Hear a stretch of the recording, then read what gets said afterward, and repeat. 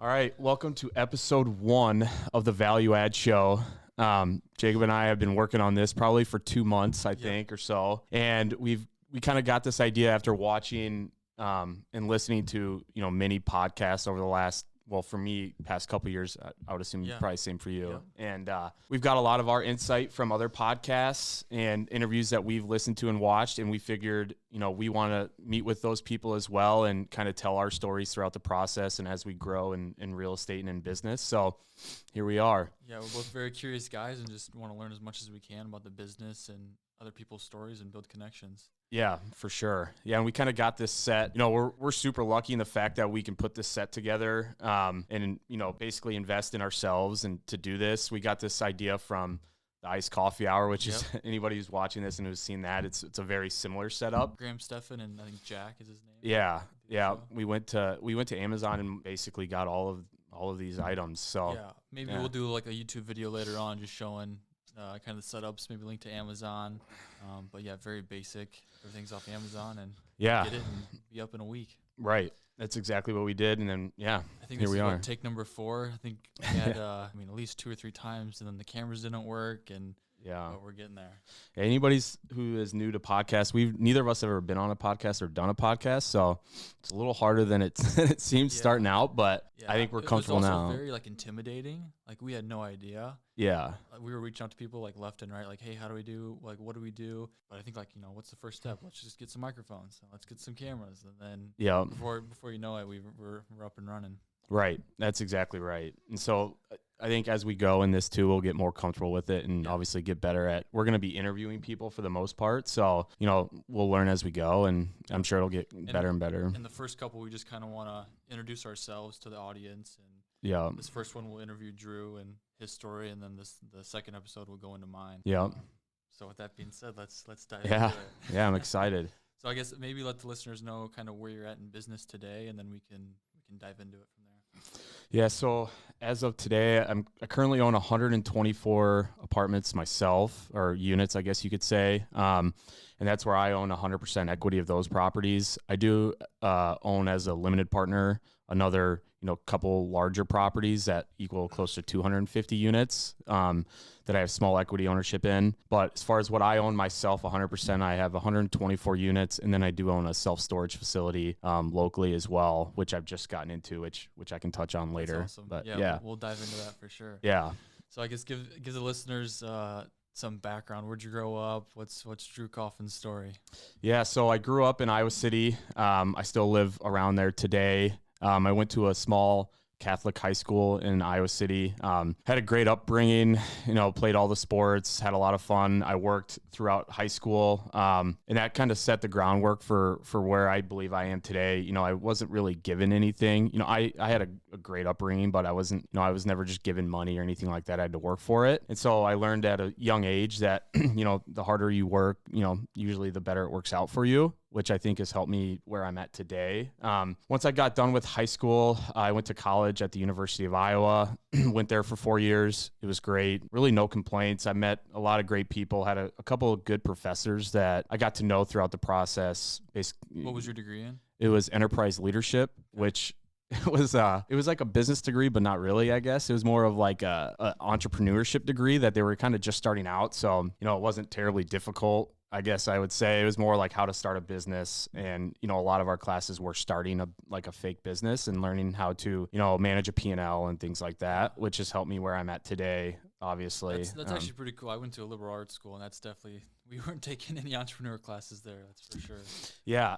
And I had one professor that I'm sure we'll have on the show at some point who has now started like a winery and event business. And he was just starting that when I was going there. So a lot of our projects in the class were actually like helping him get to that and figure out if it was a feasible project for him. So I learned a lot going through that, and I got to know him, and he was somewhat of a mentor as I got through the college process. But yeah, I was never good at school, I guess I would probably say. I probably got mostly C's. So I knew I wasn't going to be any sort of genius growing up. I was more interested in obviously like sports growing up. And then as I got into college and, probably my junior year, I knew I wanted to get into business.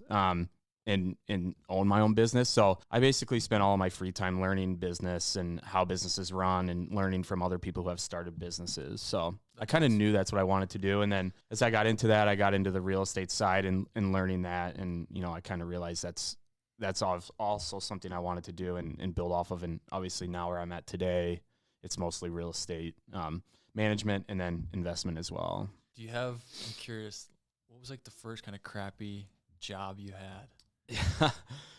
Yeah, that's a good question. The guys that I'll send this to, I'm sure I worked with. It was, well, there's two. We did lawn care and carpet cleaning. Okay. The lawn care side wasn't bad. It was in the summertime and it was really hot, and we mowed. This was in Iowa City, which is where the University of Iowa is. And it was probably my sophomore through senior year of high school. We would mow lawns basically all day. And are you push mowing or are you sitting on like a Z-Trek? It's both. Okay. But a lot of the tough part was I was mostly the weed eater guy. And this was like downtown Iowa City where we would just walk. You would start at like one block and you basically just walk like miles and weed eat all of these properties because we worked for one owner who owns like half the downtown. So yeah, I would just, grab my weed eater and just walk, for 5 hours weed eating apartments. I have a similar story. We'll get into that on mine, but that's funny you say that. Yeah. So that was tough. And then carpet cleaning as well it's a little bit of a different business. I probably like that a little bit more, but were you in the trenches, like cleaning the carpets? I was cleaning the carpets. Yeah. So me and my buddy, especially during turnover time, which in Iowa City is, end of July and August, which is when all the college kids move out and move in, we would basically hit, 300 apartments over a 2-week period. And we would just, the hardest part was you have to lug up the hose and all of that. Especially if it's like on a second story, third story. Do you have to do that at all? Yeah, we'd go through the windows usually and just pull it up through the window. That's insane. So I learned. I still think that's a great business. If anybody wants to get into something like that, I think it's a good business, but it's not easy by any means. It's your work ethic for sure. Yeah. So I learned a lot through that, and looking back, it was a great experience. And then you got into property management soon after. I did. College. Yeah, so actually in my junior year of college, when I started to realize I wanted to get into real estate, initially I wanted to get into real estate sales and build a real estate brokerage that sold residential homes. So I figured the easiest way to get started in that is to join a property management company and just learn real estate. And so I joined a local property management company as a property manager and showing apartments. We managed for third-party owners. I got to know the owners through that process and obviously worked with a lot of the tenants as well. So that was kind of my first, insight into real estate investing and property management. And I did that with one company for about 8 months. And then I moved over to a larger company locally that did property management as well. And they did some development on the side. And so I got to work with them as well for another, year or so until I graduated from the University of Iowa. And then from there, I joined a company called the Tailwind Group out of Mankato, Minnesota, which was a large scale. At the time, it was a lot smaller. Now it's a large scale development and investment company. They were based out of Mankato, Minnesota, and they were working on a project locally in Iowa City for student housing. I had never done anything like that before, but it seemed like a great opportunity. And so, I joined them, and they were building a large. This was a fun project, but they were redeveloping a large scale student housing property that was like, 5 miles off campus, which at the time was crazy for kids to think about going that far off campus to live. And it was a redevelopment from a smaller property that it had been misrun and it was mismanaged, and they were basically tearing down the project and putting up a new A-class student housing project. I got hired, and then they open up a student or a leasing office downtown Iowa City, and they give me a vehicle. And basically all I would do for the next 10 months is show students the project by driving them from our downtown Iowa City office to the project. And it's like a 15-minute trip each way.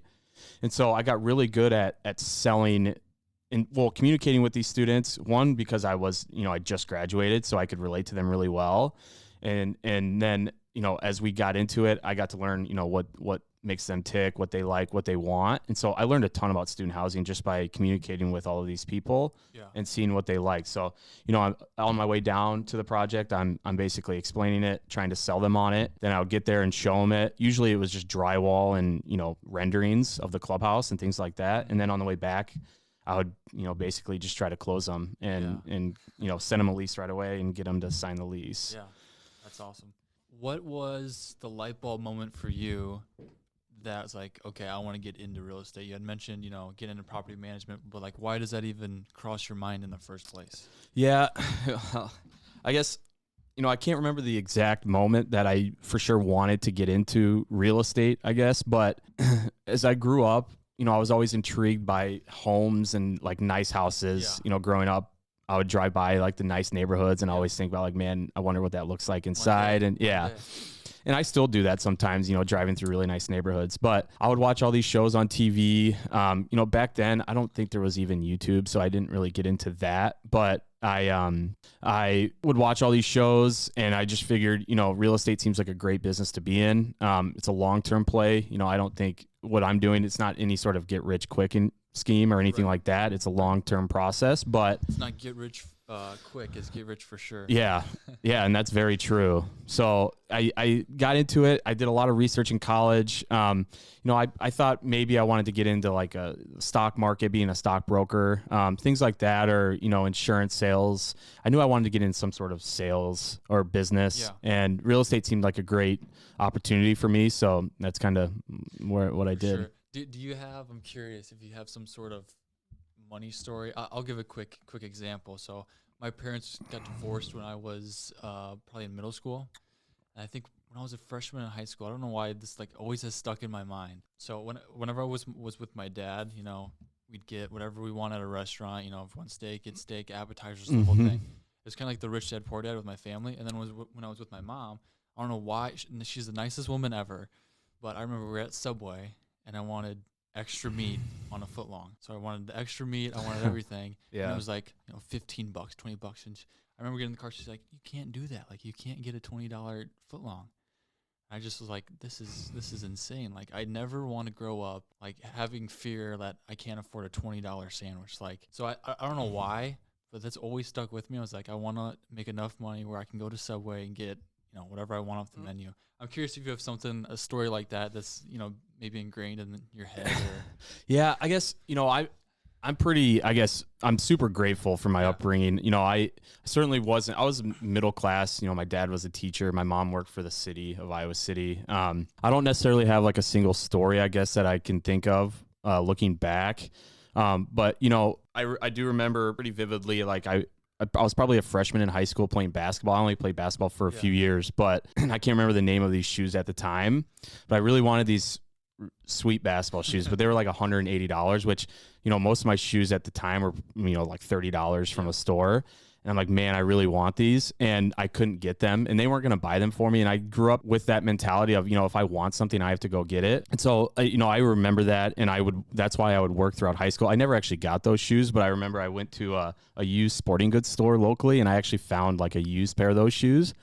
And I got them. And, looking back, I'm very grateful for that I wasn't given those items because it instilled that I need to work for what I get. And I still, to this day, I don't spend, more than $40 on shoes. Yeah. So that's kind of just how I grew up. And, I'm sure that's how I would teach my family as I start a family at some point as well. Yeah.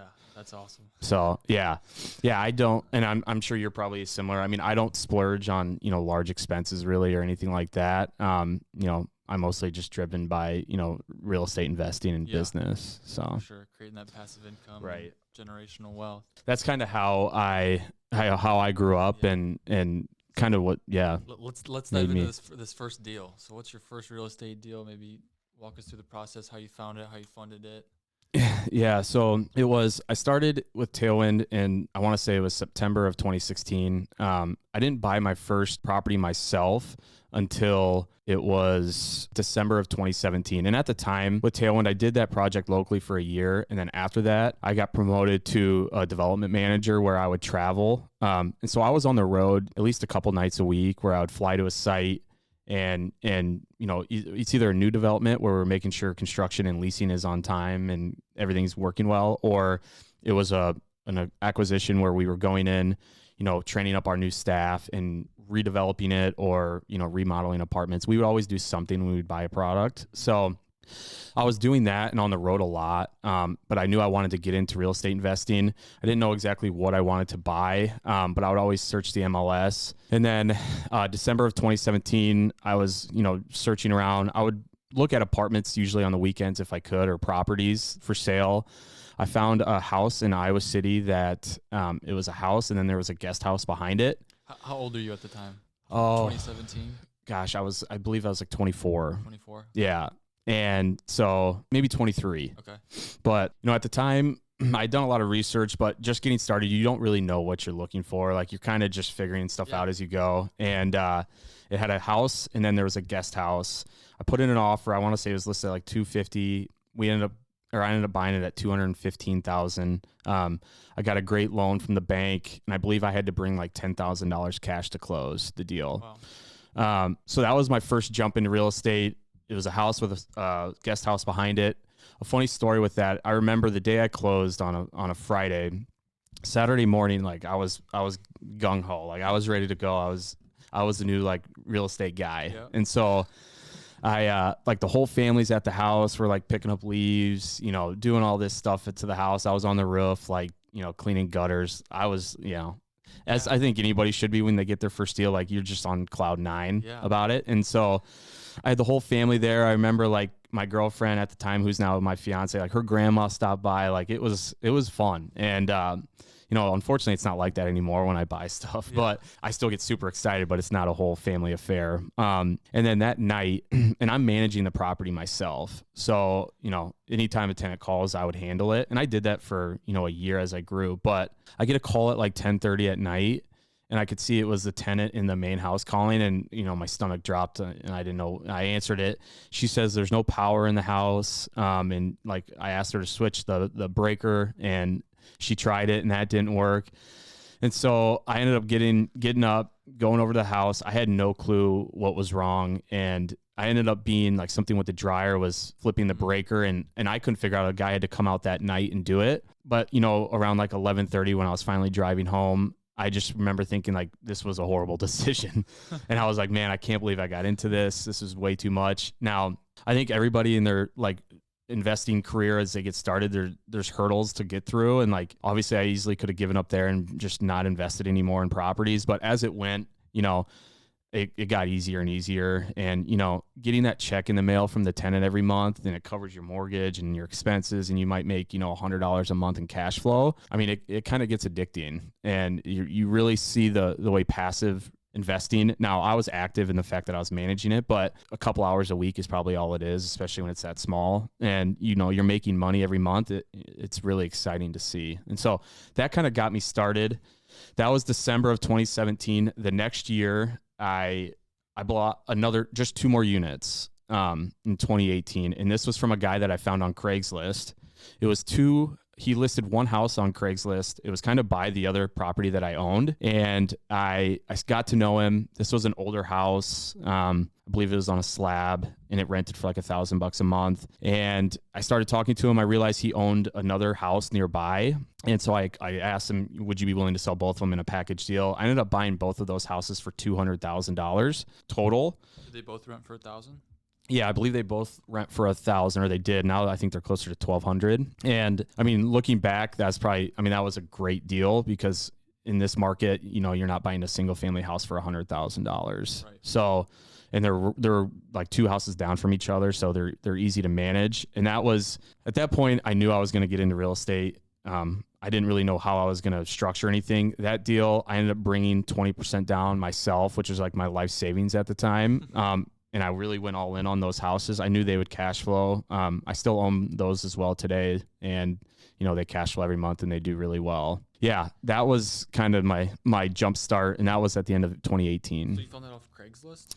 I did. It was a house that a guy listed on Craigslist. Like, are you actively searching Craigslist like daily, like houses for sale? Like, what are you searching? I do. Yeah, I don't do it as much anymore. I don't think owners list as much as they used to. I'll still peek at it once in a while, but you can go to real estate for sale in Craigslist, and it'll show anybody who's listed a house. It's usually like, mom and pops or mom and pops. Yeah.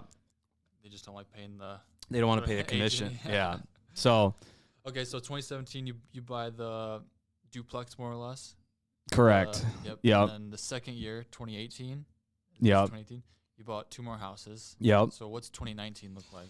In 2019, I believe I have my numbers correct. I bought 7 units that year in 2019. And that was actually from the same guy who owned those 2 houses off of Craigslist. Same guy. Yeah. I didn't know that. And so I stayed in communication with him. He was ready to get out of the business. The properties he owned, I don't know if I'd say they're mismanaged, but there was a lot of deferred maintenance on them. And I was willing to go in and do that work myself, or I would find people that would be willing to help me. So I bought 7 units from him in 2019, and that was all I bought in 2019. Do you remember the purchase price? And man. Are those single families? What was They were 3 duplexes and a single family house. Okay. I can't remember the exact purchase price and how I structured that. I want to say it was like $500,000.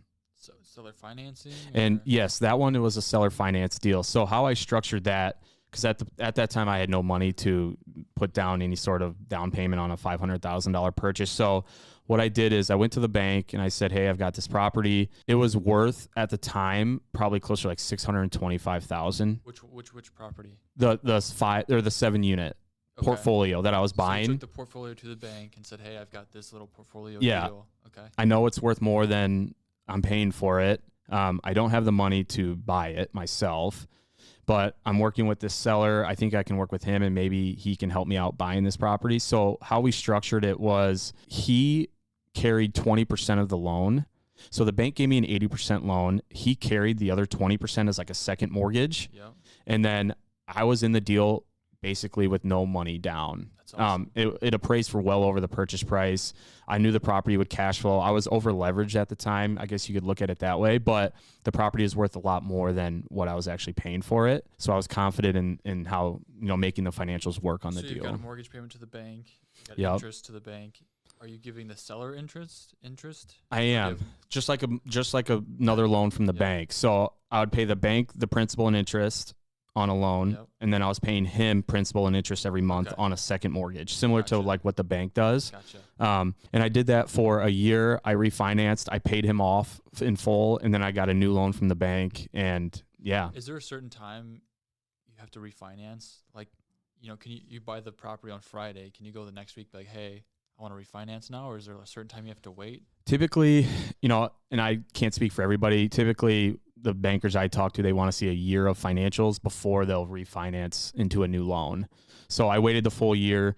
It was very obvious that it was worth a lot more than what I paid for it. We got new appraisals and I ended up paying him off. And how it worked with him as a second mortgage is it was a 5-year balloon, which means you basically have to pay the loan off in full in 5 years, but there was no prepayment penalty.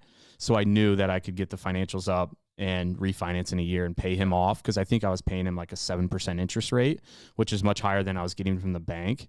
So I knew the quicker I could refinance, the quicker I could pay off that high interest loan and have one loan from the bank. And 7 might seem high to some listeners, like, wow, 7% interest. But if you look at it the other way, like you had no money into the deal. Right. So it's like, yeah, and I have loans. Yeah, I do today and stuff and new deals. Sometimes I'm paying a 12% interest to an investor. And a lot of people would look at that and say that's an extremely high, interest rate.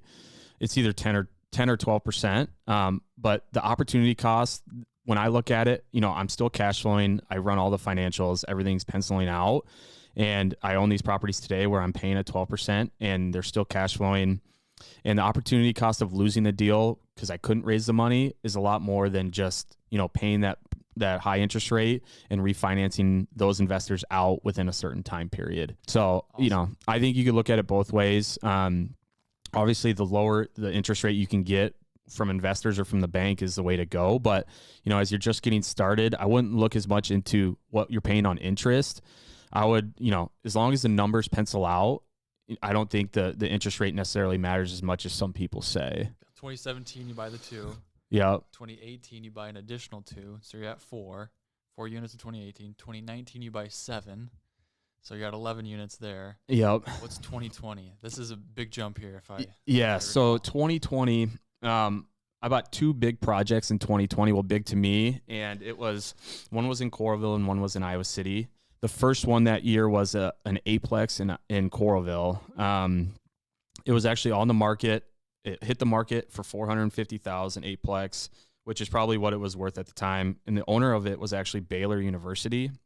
And what happened was a year before that, the owner had passed away and he gifted it to the university, which I've never seen before, but that's how it went. And then the management company listed the property for sale.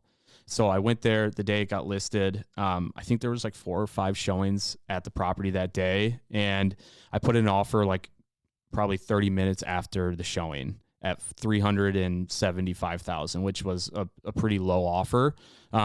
We negotiated for a while, and I ended up getting it for $385,000, that Aplex. Wow. And that was the first time where, Baylor wasn't going to carry a second mortgage. They weren't going to help. Like, they had no interest in obviously any of that, and I didn't even ask. But I had to raise money at that time. And so I believe I was somewhere around $60,000 that I needed to raise, and then I was going to put in the rest myself. And really what I did is I reached out to family and friends. And by family, I don't mean like my parents. It was more or less like uncles, aunts, my fiance at the time, her family, and see if they were interested.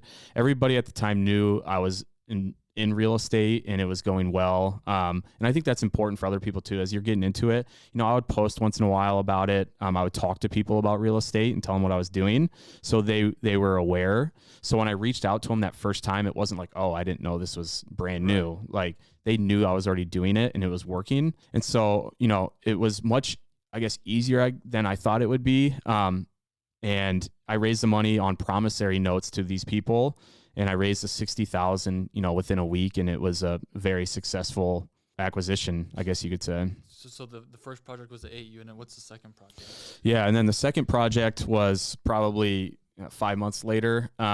It was a 24 unit in Iowa City. Okay, and then just to go back a bit, the 8 unit, are you going in and rehabbing units? Like, was it a value add deal, or are you just buying it and holding it?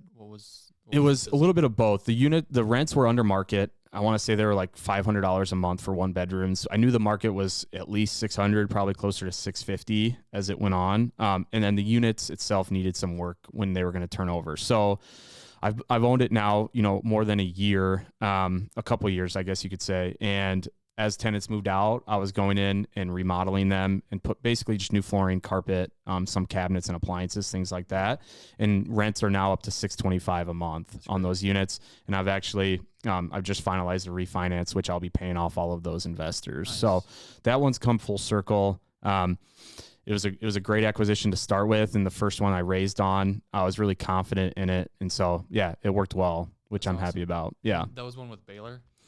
The Baylor University one. Yep. Yeah, that's pretty cool. Yeah, which is kind of unique. And then, getting into the 24 unit, it was 24 units. It was listed through a broker who I'd never met before. And I call him up and I say I want to look at these properties. I own, 20 or so units in the Iowa City area. And he meets me at the property.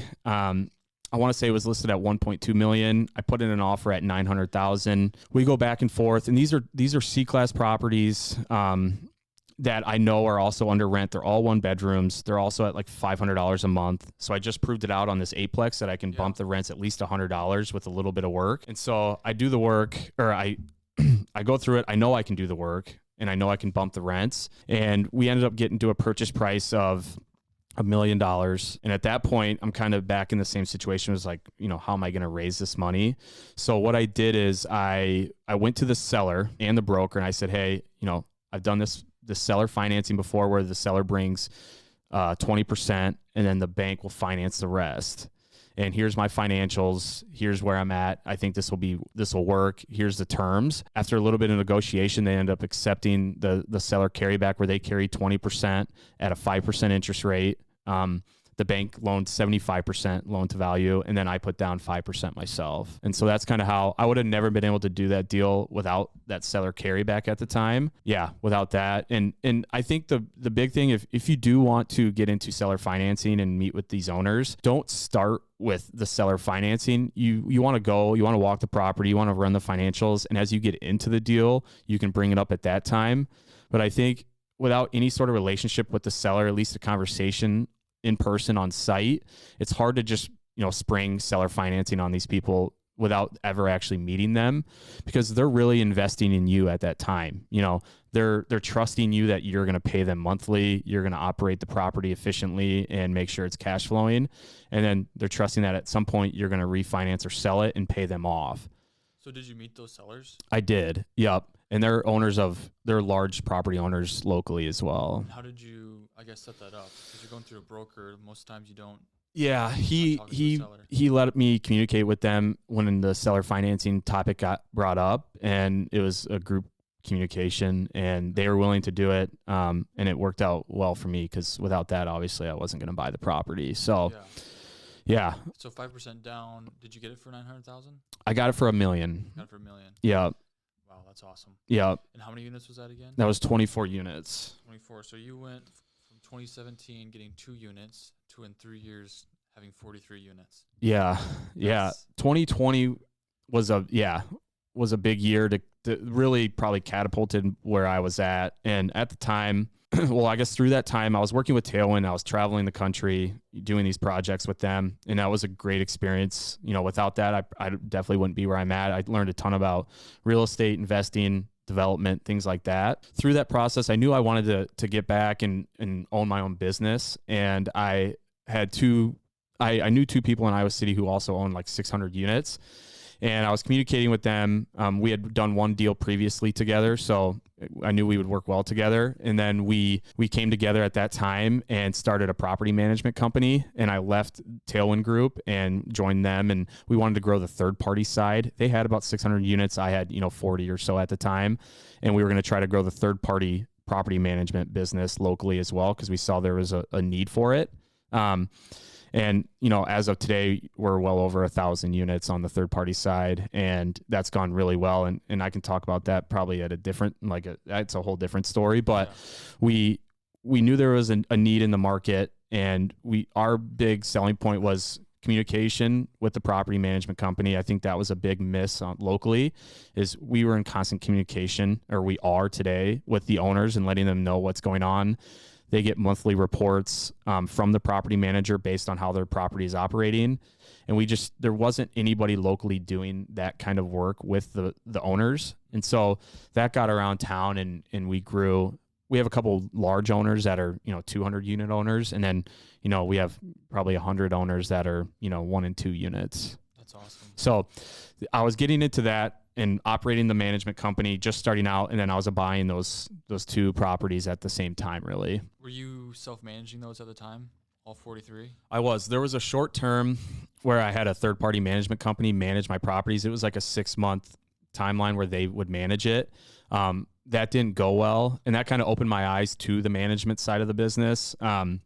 And how to effectively manage a property and communicate with owners, because I've seen it on both sides, which has really helped us grow on the property management company. And so that didn't go well. I ended up bringing it back, and I was managing it myself for a short term before we started our property management company. Gotcha. And that is really tough. I think anybody starting out should certainly, I believe, manage their own properties to get started, because you learn a lot about tenants and real estate and maintenance and things like that. And then as you grow, it's probably best to really vet the management company and then make a decision if you want to, give it to a third party or do it yourself. Yeah, I think that's huge. I think we both did is just kind of throw ourselves into the business, especially if you want to be in real estate actively or even passively, just to learn it. I mean, the best thing to do is start with Tailwind and your property management, and to get into my story, just throwing ourselves into the business has been huge, and lessons that you'd pay to learn. Right. It's a free education. Exactly. Yep. So let's get into last year. So you're at 43 units in 2020. How did you wrap up 2021? So last year I had a couple big acquisitions. It was a 20 unit, which was like a townhome style property. And then there was a 30 unit property in Cedar Rapids that I purchased, which, for anybody who doesn't know, it's about 20 miles outside of Coralville. So that was the first time I've branched out into a different market. I had done a ton of research previously.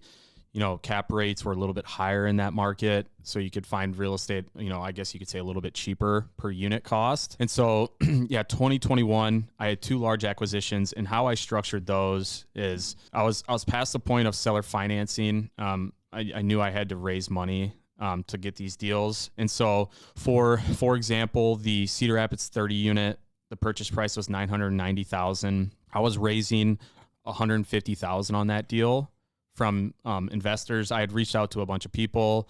I ended up having one person that was interested in bringing the whole amount to the table to invest in the deal, and how that was structured and how I keep all of the equity in the real estate side of it is he ended up doing I got a 20% loan from or 80% loan from the bank.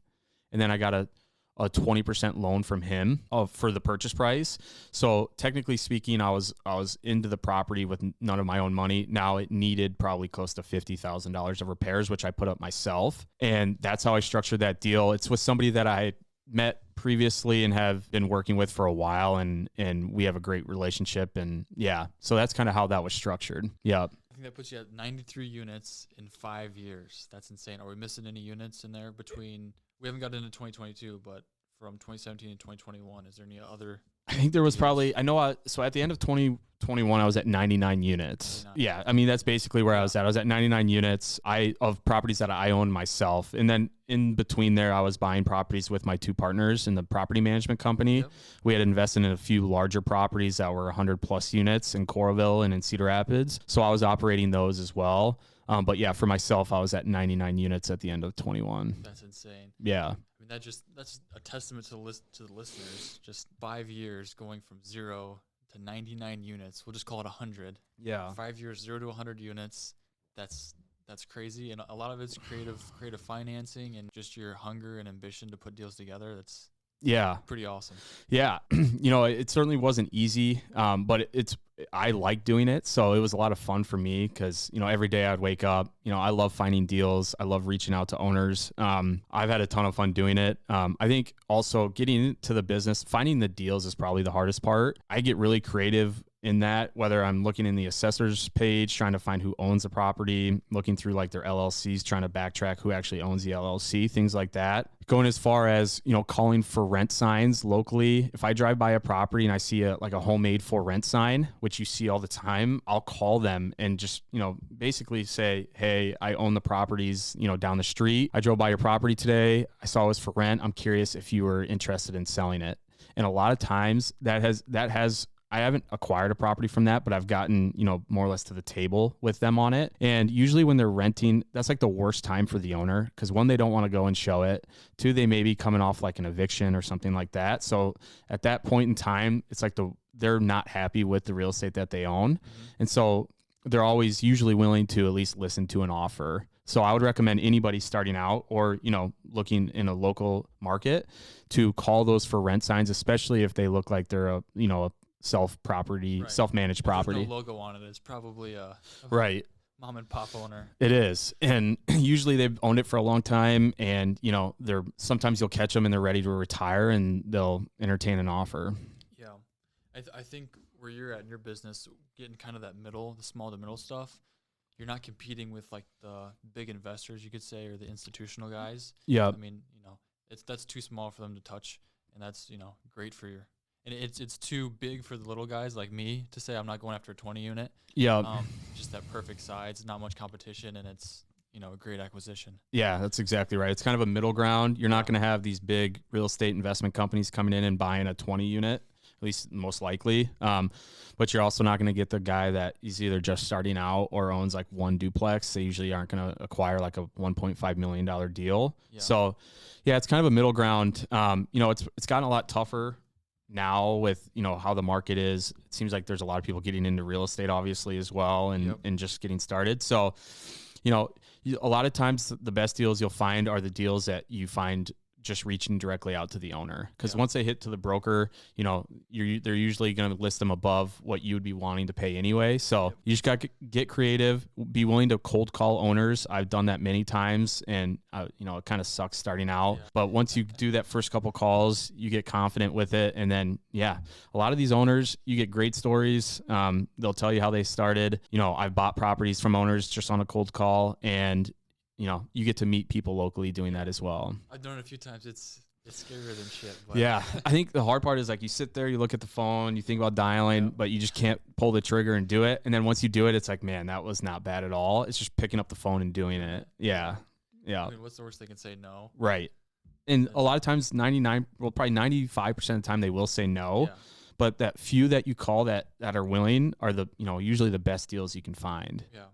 And same goes to businesses too. I don't know how you guys acquired the property management company, but a lot of cold call to local business owners, and Yes. you can basically structure the same way you can real estate deals. Exactly. Yep. And we acquired a property management company throughout that. That was about 400 units. And that was through a connection that, I had previously, and so did they. And so that helped kind of jumpstart us into the business. And then we grew it from there. Yeah. But yeah, I think reaching out directly to owners, be willing to take that step and, put yourself out there, I think goes a long way. Also meeting at like meetups, real estate meetups, going on like Bigger Pockets forums, things like that you can learn a lot and you get to meet a lot of cool people. Yeah, for sure. Yeah. Everything's out there on the internet, YouTube University. I mean, yeah, anything you could ever want to learn about real estate is accessible. Right. That's exactly true. I mean, that's how I got into it. I learned everything through, YouTube videos. I was doing maintenance myself for a while, and I'd basically go and YouTube how to fix the problem. And that's how, I was a handyman. Yeah. I'm certainly not that today, but I'm a horrible handyman. But yeah. Sweet. And then, so we're filming this today. It's February 3rd. You closed on some storage units with your fiance, and you also got another 24 units. So great start to 2022. Yeah. You want to dive into the storage at all? And yeah. So the 24 units are in Marion. Those are, pretty standard 2-bedroom, 1-bath. It's kind of, a lot of times I'm buying properties that are below market rent, B2C class properties that I know I can go in, raise rents, typically day one, and do the work to the properties. It's new paint, flooring, cabinets, appliances, things like that. How does that work to raise rents? Do you knock on the door, say, "Hey, I'm the new owner"? I wish. $50, or no. How does that work? You have to wait the lease term out. So if it's month to month, technically you can give them a 30-day notice that the rent's going to increase and get them on a year lease or whatever you want to do. But a lot of times you're buying these properties, they're on year leases. So you wait until the lease is up and then you renew them at a higher rate. And typically, we don't want to go into these properties like a 24 unit that I just purchased and, go from, let's just say 600 to 750 right off the bat with these tenants, because then you're just going to have everybody move out and you're going to get stuck with a ton of vacancy. So typically we'll split the difference, maybe like 675, and say, hey, the market for these is 750, but you've lived here for a while. We're going to bump you to 675 and slowly creep them up to where the market is. And then as they move out, you go and you do the work and you bump it up to the market rate, which is 750. Right. So that's how that works. The storage units, I guess like mid 2021, I started doing a bunch of research on storage. I like the business model. It seems to be less on the management side because, tenants aren't actually living there. And so I started looking around on the market. I didn't really know what I was doing at the time. I was basically just underwriting these deals that I would see on like LoopNet or Crexi or, the MLS. And I found this deal in Marion, Iowa. It was a 91 unit storage facility with like an apartment attached to it. And I called the realtor on it. There was no accepted offer. She said, come out and take a look at it. I walked through it. And this was also her first time dealing with storage. Correct. Right? It was her first time dealing with selling storage. So we were kind of learning this together. And I walked through it, and the owners are there too. And it's an older couple. They're looking to retire. And they kind of bring it to me saying that they wanted to do some sort of, I don't know if it was like a carryback or seller financing. They didn't know what they wanted to do, but that's what they were interested in doing. And it was listed at $875,000. I knew at that time I was probably going to be able to do some sort of seller financing. And I went home, ran the financials, and to be honest, I thought it was way overpriced based off of where the current rents are at, which their rents hadn't raised in probably like 5 years, which you see pretty typical in self-storage with these older owners. And so I come back to them. It's listed at 875. I came back to them at 650,000 offer with a seller financing at 6% interest. Yeah, that's ballsy. That's a pretty big. Yeah. Yeah. And the one thing I do when I send these offers is I send my financials with it. Like this is where the numbers are at based off of the income and my expenses of what I project them to be. So, it may be lower than they want, but it's where I am comfortable paying for it. Right. And it makes sense. You're not just going in, hey, this is my number. And they're like, what the heck? Right. You can justify this is the numbers, this is how I got there, which is genius. Makes sense. Yep. And that usually makes them feel like I'm not trying to just lowball them. Like this is where I think it's valued at based off the current financials. So We do a little bit back and forth. I end up getting it under contract at $675,000, which is $200,000 less than the list price. We go through the sale process. The realtor was great to work with. She was very helpful. Like I said, we were both kind of learning it together. And then the owners were also extremely helpful throughout the process. I'd say the toughest part, one was all of their bookkeeping was done on like spreadsheets. So it was very old school and everything was just pen and paper. So all their tenant ledgers, they didn't use any software. It was all pen and paper. When they would send out a notification for like a tenant who hadn't paid rent, it was done on a typewriter. And so that's about as old school as it gets, at least in my opinion. Like, you know, they're not, you know, up to today's day and age on the technology side. And the tenants also paid based off the date they signed their lease. So like if you signed on the 15th, you paid rent on the 15th. So everybody paid on different days. So it was really kind of confusing getting started. We've owned that now for a month or so. We're working on getting everybody switched over to paying on the 1st. And we probably have half the tenants. We have a software we use, and about half the tenants pay via the online portal that they had signed up for through our software. Your fiance created a website, and then is she answering phones? I guess she is. So she is the operator of that business. Most of my time is spent running the property management company. So she operates that. She does an excellent job. She's called all the tenants. She's communicated with them. She's basically done all of that work. And I applaud her because it's been a process. And so she's had a lot of fun doing it. I'm realizing that, you know, what I expected, it's a great business model to get into as long as you can operate it correctly. Similar to multifamily, it's just a lot less on the management side. Yep. And it's worked, I mean, great. I think when we bought it, we had 6 vacant units. We're now down to 2. And that's all done through our website. So you can go online, you can literally click rent now. It automatically sends you a lease, and there's no human interaction. The other day and just like, oh.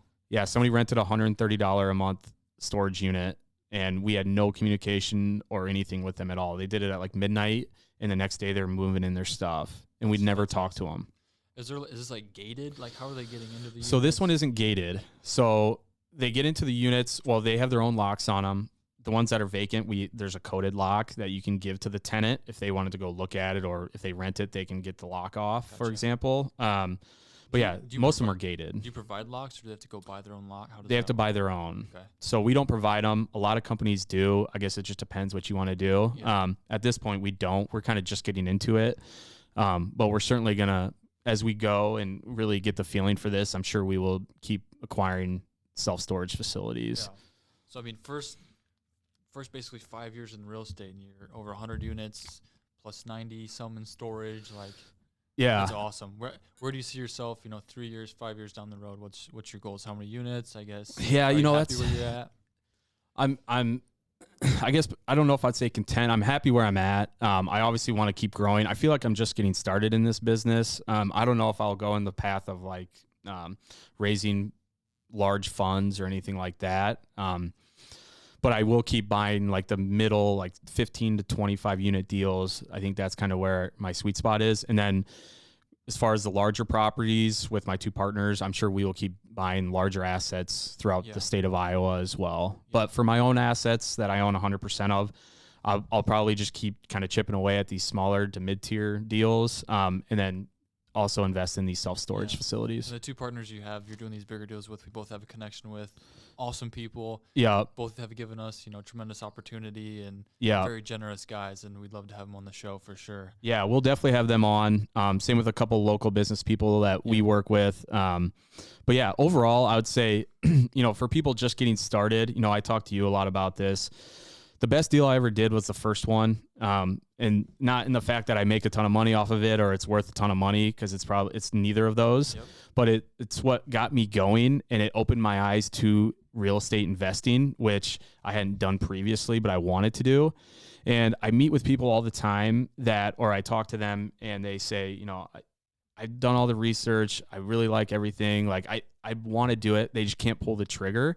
And when I meet with them, I say, as long as you're content with the financials and you feel good about it, do that first deal and get it under your belt. And it will change your whole outlook on real estate investing. And yeah, there'll be ups and downs. And one month you might lose a little money. Some months you'll make a lot more than you thought. But overall, it'll just open your eyes to what real estate investing can do for you. Yeah. And we'll get into my story a little bit too, but you've been a mentor to me, and I couldn't be more grateful for, I probably asked you 1,000 questions, and half of them are probably, you're like, what is this guy talking about? No. But I mean, I just want to thank you, because I wouldn't be where I'm at without you and your two partners as well. So yeah. I appreciate that. And that's, so like asking for my goals, like obviously I'll keep growing in real estate, but what I really like to do is help. I don't know if I'd say mentor, but talk with people about investing in real estate. I've been blessed to the fact that I am where I am, and I run a property management company and things like that. And so I love meeting, young investors that are just starting out. And so that's really what I like to do, and talk to people. We'll be able to achieve a lot of that through this podcast, because, I don't know Brandon Turner. I don't know, like a Brad Lee, some of these podcasters, but, they're basically a mentor to me. I'm able to listen to them. It's a way you're not sucking someone's time, but this podcast is an opportunity to give back to those people and teach people. And absolutely. It's cool. Kind of like a mentor from afar. Yeah. You're not actually speaking with them, but you're learning everything they say. Podcast. Yep. That's how we've learned a lot of our knowledge as well. Yeah, exactly. So cool. I mean, this has been great. We'll wrap it up with this question. What's a $1 billion idea that you have, but you haven't acted on? So there's two. In college, I thought of this deal. I don't know if I ever told you this personally, but it was an app called Shelper, and what it was a shop, like a GPS for inside the store.